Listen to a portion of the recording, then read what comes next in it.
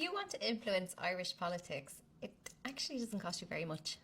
You can give 2,500 a year to a political party or 1,000 a year to a single politician. That's the law. The Electoral Act of 1997.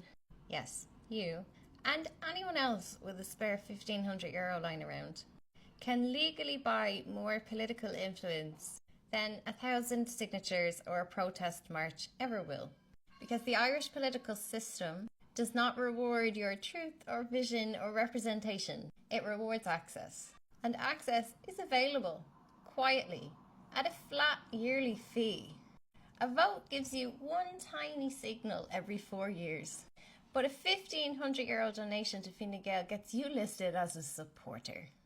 A few of those and suddenly you're invited to events, you're given policy briefings, you're asked for your opinions, you get to sit beside TDs at fundraisers, you get your emails answered, and because you don't cross the disclosure threshold, you are invisible to everyone other than the party.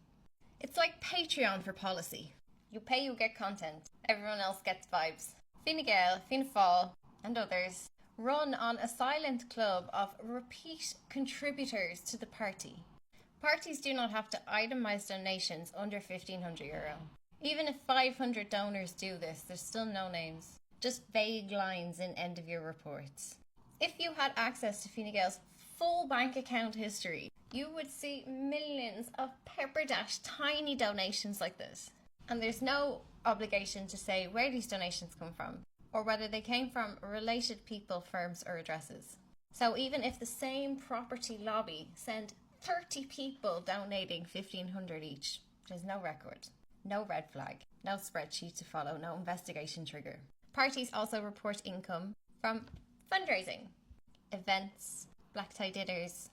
So a donor can do the $1,500 and then also buy £1,000 ticket to one of the fundraisers, which blurs the lines between political donations and activity with commercial activity.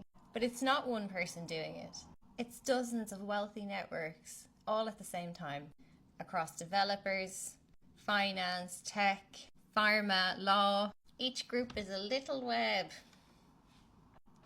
It's just rolling over on their monthly budgets to pay Fine Gael. They don't need to raise €1 million from one guy. They just need 40 clusters. It's 25k each. They don't gather their mates around. It's a firm, it's a board. It's a private club you might belong to, with the understanding that we support Fine Gael consistently because it protects our assets. These are interlocking networks. They all attend the same charity events. They all live in the same tax brackets. And they all use the same legal teams. They don't even have to be told. They just know. Fine Gael also gets non-cash advantages. So PR firms offering discount consultancy services, or third-party think tanks running the media narratives for you. The lobby groups will cover your research costs, and they have supporter forums that function as private donation bases. That's the genius of it, the corrupt genius of it. There is no envelope. They don't need it anymore. They can hide behind the banality of paperwork. Under the Electoral Act of 1997, additional to the private donations, they are paid for by the taxpayer. Political parties in Ireland receive state funding for their electoral performance. In 2022, Fine Gael was among 9 parties who qualified for this allowance, and they took €8 million out of the coffers to fund their own campaigns. So you have networks of donations, state support, no transparency or oversight. And on top of that, they have these fundraising events like the Super Draw.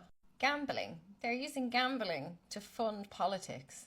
Fundraisers are soft corruption. These are ticketed events. It's corporate execs who are buying the raffle tickets, and they're paying hundreds of thousands for access. Nothing is technically declared as a donation, but policy is being discussed over wine. So we have a situation here where one of 2 scenarios is happening. Either Fine Gael is covertly funded by private interests who swoop under the radar, or it is almost entirely propped up by public money, or both. For the ministers, the real payment comes later, favours returned for policies shaped, and post office appointments. If you want to know who's funding Fine Gael, Have a look at where previous ministers work now.